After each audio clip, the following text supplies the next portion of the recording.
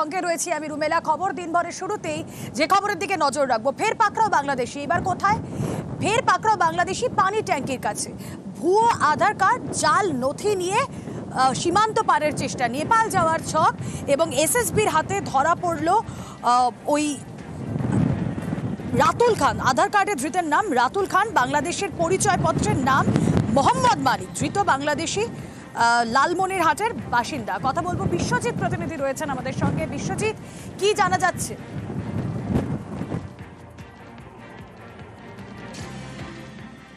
দেখো, একেবারে ভারতে প্রবেশ করে, একেবারে সম্পূর্ণ অবৈধ উপায়ে অনুপ্রবেশ করে এবং সেই অনুপ্রবেশ বাবদ দালাল মারফত 12,000 টাকা দিয়েছিল এই ভারতীয় নাগরিক পরিচয়পত্রে থাকা রাতুল খান।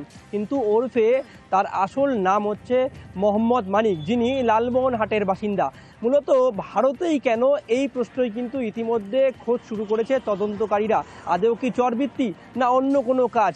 কারণ এই সীমান্তে, এই খড়িবাড়ির পানি ট্যাঙ্কি সীমান্ত, যেখানে গত 1 মাসে 9 জন বাংলাদেশি গ্রেপ্তার হয়েছে, যাদের মধ্যে অধিকাংশই জাল আধার কার্ড ধরা পড়ছে এবং সেই জাল আধার কার্ড পাচ্ছে কোথায়, সেক্ষেত্রেও কিন্তু তদন্তকারীরা। রাতুল খান ঠিক কতদিন ধরে ভারতে ছিল এখনো পর্যন্ত কিছু জানা যাচ্ছে এই জাল নথিপত্র দিয়ে?